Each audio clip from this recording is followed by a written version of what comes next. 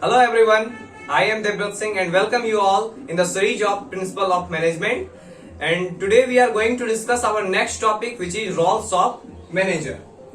एक मैनेजर होता है अपने कंपनी का मोस्ट इंपॉर्टेंट पिलर जो कि अपने कंपनी को कोऑर्डिनेट करता है सारे कामों में एंड अपने कंपनी के लिए, अपने फर्म के लिए या फिर कह सकते हैं अपने ऑर्गेनाइजेशन के लिए सबसे इंपॉर्टेंट पर्सन होता है। तो एक जो सबसे बड़े थिंकर हैं या कह सकते हैं कि जिन्होंने मैनेजमेंट को काफी अच्छे से समझा और उन पर बहुत सारी थ्योरीज दी, उनका कहना है, मिंट्सबर्ग है उनका नाम, और उनका कहना है कि एक मैनेजर का एटलीस्ट 10 रोल्स होता है अपने ऑर्गेनाइजेशन के लिए, और वो 10 रोल्स को फिर उन्होंने सब हेडिंग्स के अंदर कैटेगराइज किया। और वो सब हेडिंग्स है, फर्स्ट जो रोल्स जो मैनेजर प्ले करता है अपने ऑर्गेनाइजेशन के लिए वो है interpersonal roles, and second role is informational roles and the third one is decisional roles. Interpersonal roles के अंदर एक मैनेजर जो होता है पर्सनली अपने एम्प्लॉय के साथ, पर्सनली अपने ऑर्गेनाइजेशन के साथ रिलेट करता है खुद को। एंड इंफॉर्मेशनल रोल्स के अंदर एक मैनेजर अपने नॉलेज की एप्लीकेशंस के बेस्ड पर अपने नॉलेज को यूज करके उसके आधार पर जो है कि वो जो कुछ काम करता है वो सारे काम आते हैं इंफॉर्मेशनल रोल्स के अंदर। फाइनली जैसा कि हम लोगों ने प्रोसेस ऑफ मैनेजमेंट में भी देखा था, जो फाइनल जो प्रोसेस ऑफ मैनेजमेंट था, फंक्शन ऑफ मैनेजमेंट था, वो था कंट्रोलिंग। तो उसी तरह से यहाँ पर भी जो एक मैनेजर होता है उसका जो फाइनल रोल है, एक जो मोस्ट इंपॉर्टेंट रोल भी कह सकते हैं, वो है डिसीजनल रोल्स। तो एक वैसे भी एक जो मैनेजर होता है वो अपने डिसीजंस की वजह से जाना जाता है, तो जो डिसीजनल रोल्स होता है वो उसका मोस्ट इंपॉर्टेंट रोल्स हो जाता है। तो इस तरह से डिसीजनल रोल्स के अंदर भी 3 सब कैटेगरीज बनी हुई है। तो ये तो थे 10 रोल्स को कितने सब हेडिंग्स के अंदर मिंट्सबर्ग ने डिस्क्राइब किया गया है। अब हम लोग देखेंगे एक एक करके 1 बाय 1 की इंटरपर्सनल रोल्स, इंफॉर्मेशनल रोल्स और डिसीजनल रोल्स के अंदर कौन कौन से सब रोल्स आते हैं। तो pause the video to note it down. Okay, so अब हम लोग देखते हैं कि इंटरपर्सनल रोल्स के इंक्लूडिंग कौन कौन से वो सब रोल्स आते हैं। तो इंटरपर्सनल रोल्स के अंदर सबसे फर्स्ट रोल जो है वो है फिगर हेड का। सेकेंड रोल जो एक मैनेजर परफॉर्म करेगा वो होगा लीडर का। एंड जो थर्ड रोल जो कि इंटरपर्सनल रोल्स के अंदर आ रहा है वो है लाइसॉन का। तो देखते हैं as a figurehead manager क्या काम करता है। As a figurehead every manager has to perform some duties of ceremonial nature. What it means, हर एक मैनेजर को कुछ ड्यूटीज जो होती है सेरेमोनियल नेचर की फॉलो करनी होती है, उन्हें निभानी पड़ती है। लाइक अब अगर कोई मैनेजर है तो उसे अपने एम्प्लॉइज के बीच अपने इंटरपर्सनल रोल्स को डेवलप करने के लिए उसे पार्टीज रखनी चाहिए। कुछ पार्टीज ऑर्गेनाइजेशंस की तरफ से हो सकती हैं या फिर अगर वो कहीं साथ में कॉमन पार्टीज में भी शामिल हो सकते हैं। तो इस तरह से एक मैनेजर जो है कि एज ए फिगर हेड बन के मतलब पार्टीज वगैरह में जाके और वहां पर अपने एम्प्लॉइज के बीच कुछ एक्सप्लेन करके या फिर उनके बीच थोड़ा सा टाइम स्पेंड करके उनका फिगर हेड भी बन सकते हैं। नेक्स्ट जो रोल है मैनेजर का वो है लीडर। हम सभी जानते हैं कि एक लीडर का क्या काम है। एक लीडर का काम है लोगों को मोटिवेट करना, उसे पॉजिटिवली किसी भी काम के लिए मोटिवेट करना। तो as like that as a leader, a manager must motivate and encourage his employee.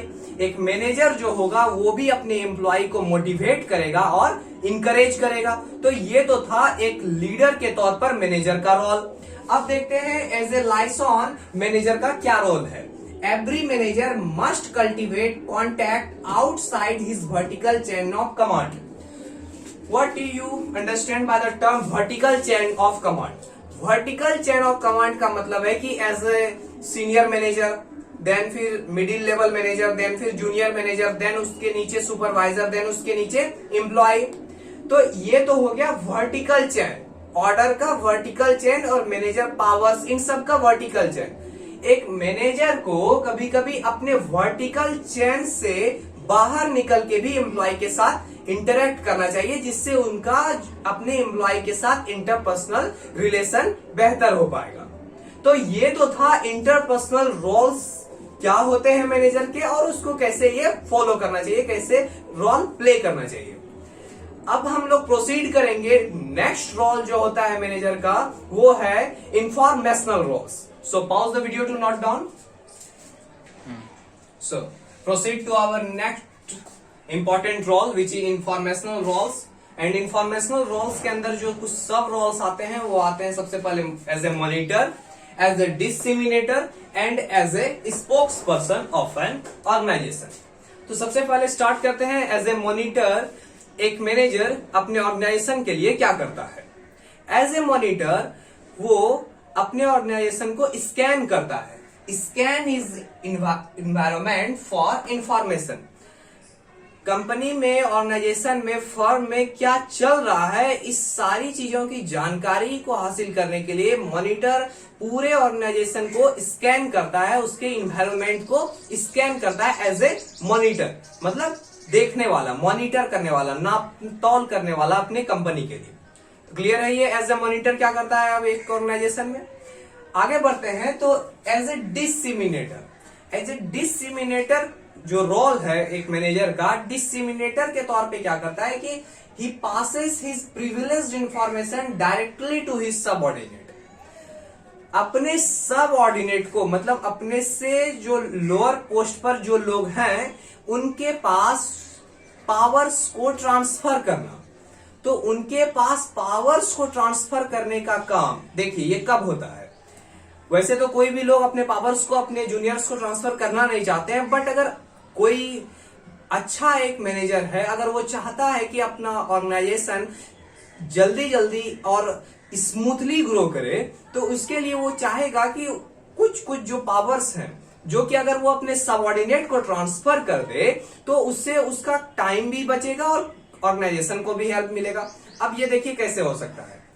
अब अगर कहीं पर किसी एम्प्लॉय से या फिर एम्प्लॉय के साथ साथ, अगर जूनियर मैनेजर है तो एम्प्लॉय के साथ, अगर एम्प्लॉय है तो किसी जो है कि कस्टमर के साथ डील करने के टाइम अगर उसे बता दिया जाए कि आपको मिनिमम किस लेवल तक अपने कॉस्ट को लो करना है, अपने प्रोडक्ट के कॉस्ट को किस लेवल तक कम करके बता सकते हैं किसी भी कस्टमर को, तो उसे इस कंडीशन में होल्ड पर नहीं रखना पड़ेगा कस्टमर को ये पूछने के लिए कि मैं अपने सीनियर मैनेजर से बात करता हूं कि फाइनली हम आपको कितना डिस्काउंट दे सकते हैं। तो इस तरह का जो भी रोल है, इस तरह के रोल को प्ले करने के लिए एज ए डिसेमिनेटर वर्क करना होता है एक ऑर्गेनाइजेशन में। जो हमारा थर्ड रोल है वो है spokes person. As a spokesperson, a manager represent his organization in front of various outside groups. आज मार्केट में एक प्रोडक्ट के लिए हजारों ऑर्गेनाइजेशंस हैं। एक बेस्ट मैनेजर वो होता है जो कि उन हजारों ऑर्गेनाइजेशन के बीच में अपने ऑर्गेनाइजेशन को कैसे बेस्ट वे में रिप्रेजेंट करे कि जिससे उस ऑर्गेनाइजेशन का रैंकिंग बाकी और जो ऑर्गेनाइजेशन है उनसे अच्छा हो सके। तो एज ए स्पोक्स पर्सन ये ड्यूटी होती है एक मैनेजर की कि वो अपने कंपनी की बातों को, कंपनी की जो भी ऑफर्स है, कंपनी की जो भी काम करने की शैली है, जो भी प्रोडक्ट्स हैं, इन सब के बारे में लोगों को बताए। वेरियस आउटसाइड ग्रुप्स जो हैं उनको बताए। आउटसाइड ग्रुप्स में गवर्नमेंट भी आती है। गवर्नमेंट को भी आपको कभी कभी ये बताना पड़ जाता है कि आपके ऑर्गेनाइजेशन में क्या क्या काम होते हैं, किस तरह से आप डील करते हैं कस्टमर को, क्या आपकी प्राइसिंग होती है, ऑल दिस थिंग्स। तो ये सारे स्पोक्स पर्सन के का काम है। तो इस तरह से इंफॉर्मेशनल रोल्स के अंदर हम लोगों ने देखा कि एक मैनेजर एक मॉनिटर की तरह, एक डिसेमिनेटर की तरह और एक स्पोक्स पर्सन की तरह रोल को प्ले करता है। आई होप आप लोगों को इंफॉर्मेशनल रोल्स समझ में आ गए होंगे। तो आप लोग पॉज कर लीजिए वीडियो को इसको नोट डाउन करने के लिए। तो लेट्स सी, अब हम लोग सीखने जा रहे हैं एक मैनेजर का मोस्ट इंपॉर्टेंट रोल जो वो अपने ऑर्गेनाइजेशन के लिए प्ले करता है, और वो रोल है डिसीजनल रोल्स। डिसीजनल रोल्स के अंदर ही एक मैनेजर अपने कंपनी को, अपने ऑर्गेनाइजेशन को एक हाइट तक लेके जा सकता है, एक डेवलप स्टेट तक लेके जा सकता है। ये सब कुछ डिपेंड करता है कि वो अपने ऑर्गेनाइजेशन के लिए डिसीजन किस टाइप का ले रहा है। तो इसलिए ये रोल्स मोस्ट इंपॉर्टेंट हो जाता है। और डिसीजनल रोल्स के अंदर इसलिए 4 सब रोल्स आते हैं। First one is entrepreneur, as a entrepreneur वो रोल प्ले करते हैं। Second one is disturbance handler, most important. And third one is resource allocator, resource को एलोकेट करते हैं। And the fourth one is negotiator. तो let us see firstly entrepreneur. Who is entrepreneur? Entrepreneur is one who innovate something and make his own company. तो एक manager जो होता है, जो एक्चुअल में पहले से किसी कंपनी में वर्क कर रहा है, तो एज ए एंटरप्रेन्योर रोल के इंक्लूडिंग वो क्या करता है, proactively look out for innovation to improve his organisation. अपने ऑर्गेनाइजेशन में कुछ इनोवेशंस करने की वो सोचता है, जिससे कि वो अपने ऑर्गेनाइजेशन को इंप्रूव कर सके। तो ये रोल निभाता है वो as a entrepreneur. Second role जो है disturbance handler. In this role a manager work reactively like a firefighter. अब अचानक से एक ऑर्गेनाइजेशन में कोई डिस्टरबेंस आ गई, डिस्टरबेंस किसी भी टाइप का हो सकता है। डिस्टरबेंस लाइक रिसोर्स की कमी हो गई, डिस्टरबेंस लाइक किसी और यूनियन ने जो है कि हंगामा कर दिया, डिस्टरबेंस लाइक किसी एम्प्लॉय ने कुछ गड़बड़ कर दी। तो ये सारे डिस्टरबेंस जो आते हैं किसी ऑर्गेनाइजेशन में, इन सारे डिस्टरबेंस को हैंडल करने का काम जो होता है वो एज ए डिस्टरबेंस हैंडलर एक मैनेजर करता है। तो इस तरह से अपने ऑर्गेनाइजेशन के लिए वो फायर फाइटर का काम करता है। एक मैनेजर जो है डिस्टरबेंस हैंडलर के तौर पर अपने कंपनी के लिए एक फायर फाइटर का काम करता है। थर्ड जो रोल है resource allocator. In this role a manager divide work and delegate authority among his subordinate. अब आपको तो पता है, पहले ही मैंने बताया कि एक फर्म में, एक ऑर्गेनाइजेशन में जो है कि हायरार्की होता है, एक चेन बना हुआ होता है पोस्ट्स का, like top level manager, middle level manager, front line manager, supervisor, then employ. तो इन सब के बीच वो क्या करते हैं, एक मैनेजर जो बेस्ट मैनेजर होता है, रिसोर्स एलोकेटर रोल के इंक्लूडिंग वो वर्क को डिवाइड करते हैं और ऑथोरिटी जो पावर्स होते हैं, वर्क डिवाइड करने के साथ साथ पावर्स की भी डिस्ट्रीब्यूशन की जाती है ऑर्गेनाइजेशन में, जिसे कि delegate authority among his subordinates के तौर पर देखा जाता है या समझा जाता है। Delegate authority means power sharing between various subordinates. तो इस तरह से वो रिसोर्स का एलोकेशन करते हैं डिफरेंट एम्प्लॉय के बीच।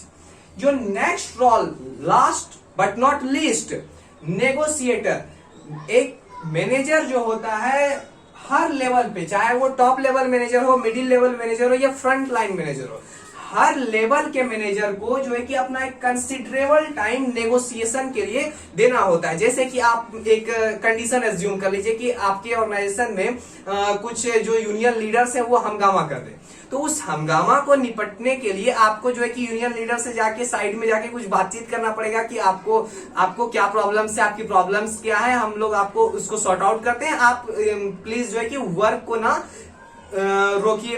तो इस तरह से आपको क्या करना होगा, नेगोशिएट करना पड़ेगा। अब यूनियन लीडर्स की कुछ डिमांड होगी, उस डिमांड को पूरा करने के लिए आपको उनसे नेगोशिएट तो करना ही पड़ेगा। अगर आप नेगोशिएट नहीं करेंगे तो वो अपने बातों पर अड़े रहेंगे, आप अपने बातों पर अड़े रहेंगे। तो इसलिए हर लेवल, चाहे वो कोई भी लेवल हो, हर लेवल के मैनेजर को एज ए नेगोशिएटर वर्क करना होता है अपने ऑर्गेनाइजेशन के लिए। तो आज हम लोगों ने सीखा कि एक मैनेजर के क्या क्या रोल्स होते हैं। मोस्ट इंपॉर्टेंट रोल्स को 3 पार्ट में बांटा गया। First one is the interpersonal role, second one is the informational role and the third one is the decisional roles. और जैसा कि मिंटबर्ग ने ये बताया है कि एक मैनेजर के 10 रोल्स होते हैं, तो इन्हीं 3 मेन रोल्स के अंदर उस 10 रोल्स को हम लोगों ने समझा। तो इस तरह से आज का टॉपिक यहीं पर होता है समाप्त। हम लोग का नेक्स्ट वीडियो में किसी नेक्स्ट टॉपिक को लेकर, प्रिंसिपल ऑफ मैनेजमेंट किसी नेक्स्ट टॉपिक को लेकर आगे बढ़ते हैं। तब तक के लिए thank you so much, have a good day.